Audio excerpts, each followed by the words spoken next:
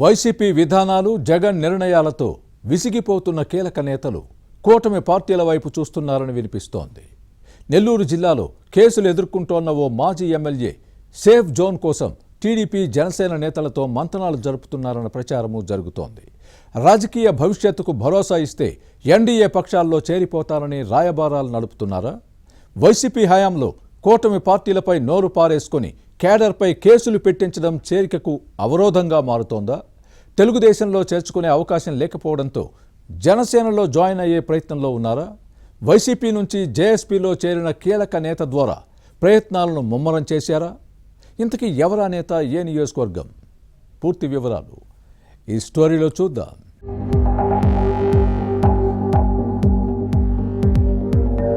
YCP హయాంలో party ప్రజాప్రతినిధులు చేసిన పాపాలు సిలవలే నిలిచాయి. కానీ కూటమి పాలనలో వారి పాపాల పుట్టులు పగులుతున్నాయి.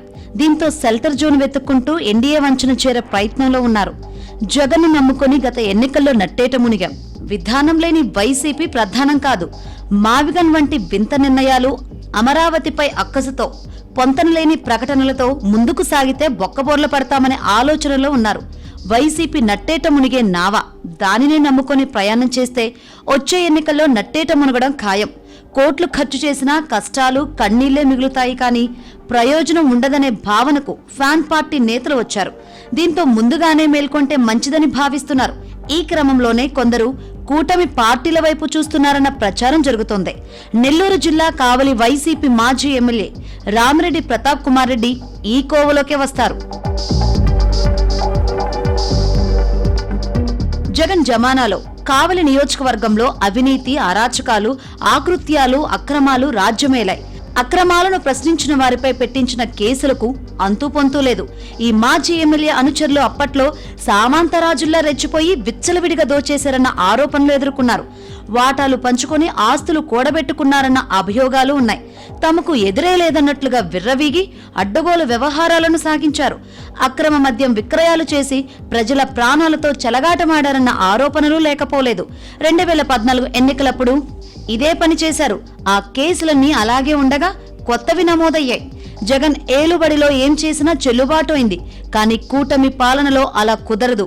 జగన్ మద్యం కుంభకోణం కేసులోనూ కావలి మాజీ ఎమ్మెల్యే రామిరెడ్డి నిందితుడిగా ఉన్నారు. దీంతో ఉక్కిరిబిక్కిరి అవుతూ ఏం చెయ్యాలో తెలియక బిత్తరు చూపులు చూస్తున్నారు. ఇక కావలి టీడీపీ ఎమ్మెల్యే కావ్య కృష్ణారెడ్డిపై హత్యాయత్నం జరిగిందన్న ఆరోపణల కేసులో రామిరెడ్డి నిందితుడు.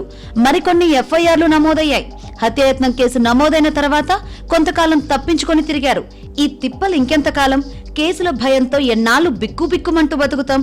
అరెస్ట్ చేస్తే పరువు పోతుంది, నలుగురిలో నవ్వులు పాలవుతాం, చెప్పకూడు తినాల్సి వస్తుందన్న భయాందోళన రామిరెడ్డిలో కనిపిస్తుంది. ఇంత బతుకు బతికి ఇన్ని కష్టాలెందుకని అనుకుంటున్నారు. ఎందుకొచ్చిన తంటాలు? కూటమి పార్టీలో చేరిపోతే పోలా అనుకుంటా రాయబారాలు జరుపుతూ బేరసారాలు సాగిస్తున్నారని రాజకీయ వర్గాల్లో వినిపిస్తుంది. కేసులు ఎత్తేసి రాజకీయ భవిష్యత్తుకు భరోసా ఇస్తే కూటమి పార్టీలో వాలిపోవాలన్న ఆలోచనలో ఉన్నారు. ఇటీవల ఓ వివాహానికి హాజరైనప్పుడు టీడీపీ ఎంపీ బీదా మస్తాన్ రావుతో అందరి ముందు తన మనసులోని మాటను బయటపెట్టారన్న ప్రచారం జరుగుతోంది. ఇకపై శాసనసభ్యుడిగా పోటీ చేయను, ప్రత్యక్ష రాజకీయాలకు స్వస్తి చెప్పి రాజ్యసభ ఎంపీగా ఉంటే ఏ ఇబ్బంది ఉండదన్న అభిమతాన్ని వ్యక్తం చేశారు.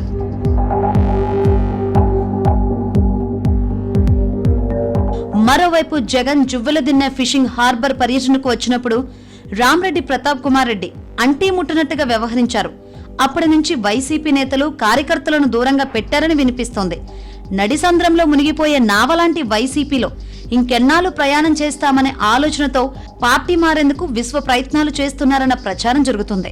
టీడీపీ నెల్లూరు జిల్లా ముఖ్య నేతలతో రామిరెడ్డికి సంబంధాలు ఉన్నాయి. దీంతో పసుపు కండవా కప్పుకొని సైకిల్ ఎక్కుతారేమోనన్న ప్రచారం జరిగింది. కానీ అవినీతి మకిలి అంటిన నేతను చేర్చుకుంటే టీడీపీ గబ్బు పట్టుకుపోయే ప్రమాదం ఉంటుందని పార్టీ శ్రేణుల భావన.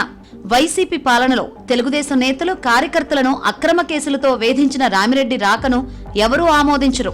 టీడీపీ అధినేత చంద్రబాబుతో పాటు ప్రస్తుత పార్టీ వర్కింగ్ ప్రెసిడెంట్ లోకేష్ అవినీతి అనకొండలంటూ గత ఎన్నికల్లో ఈ నేత ఆరోపించిన విషయాన్ని గుర్తుపెట్టుకోవాలి. దీంతో టీడీపీలోకి వెళ్లడానికి రామిరెడ్డికి దారులే కనిపించడం లేదు. 2014 వైసీపీ కావలి ఎమ్మెల్యేగా గెలిచిన రామిరెడ్డి అప్పుడు టీడీపీ అధికారంలోకి రావడంతో సైకిల్ ఎక్కాలని ప్రయత్నించినా లెక్కల్లో ఎక్కడో తేడా రావడంతో ఈ వ్యవహారం నుంచి పక్కకు తప్పుకున్నారని సమాచారం. రామిరెడ్డికి టీడీపీలో దారులు మూసుకుపోయినట్లేనని భావిస్తున్న క్రమంలో జనసేనలో చేరేందుకు పార్టీ నేతలతో చర్చలు జరుపుతున్నారని ప్రచారం జరుగుతోంది. 2009 శాసనసభ ఎన్నికల్లో ఈ నేత ప్రజారాజ్యం పార్టీ నుంచి పోటీ చేసి ఓడిపోయిన విషయాన్ని ప్రస్తావించుకోవాలి. ఆ తర్వాత జగన్ పార్టీలో చేరారు. ఇక ఫ్యాన్ పార్టీ నుంచి జనసేనలో చేరిన మాజీ మంత్రి బాలినేని శ్రీనివాసరెడ్డి ద్వారా జేఎస్పీలో జాయిన్ అయ్యే ప్రయత్నంలో రామిరెడ్డి ప్రతాప్ కుమార్ రెడ్డి ఉన్నారని సమాచారం. అయితే అంతకుముందు ఉప ముఖ్యమంత్రి పవన్ కళ్యాణ్ తో పాటు చిరంజీవిపై రామిరెడ్డి చేసిన ఆరోపణల ఆడియో సంభాషణలు వైరల్ అయ్యాయి. పవన్ కళ్యాణ్ టీడీపీని మరో 10 ఏళ్లు మోస్తారని, ఇందుకు భారీగా ముడుపులు అందుతున్నాయన్న అభియోగాలు జనంలోకి వెళ్లాయి. ఆ డబ్బును బెంగళూరులోని తన నివాసానికి సమీపంలోని ఒక ఇంట్లో దాచిపెడుతున్నారని ఆడియో మెసేజ్లో ప్రస్తావించారు. చిరంజీవి ఆ ఇంటికి వచ్చి వెళ్లారంటూ రామిరెడ్డి మాట్లాడిన విషయాన్ని మర్చిపోకూడదు. ఈ వ్యవహారంపై జనసేన శ్రేణులు రామిరెడ్డిపై మండిపడ్డాయి. కేసుల భయం, రాజకీయ భవిష్యత్తు కోసం జనసేనలో చేరాలనుకుంటున్న రామిరెడ్డి ప్రతాప్ కుమార్ రెడ్డి ప్రయత్నాలు ఫలిస్తాయో లేదో చూడాలి.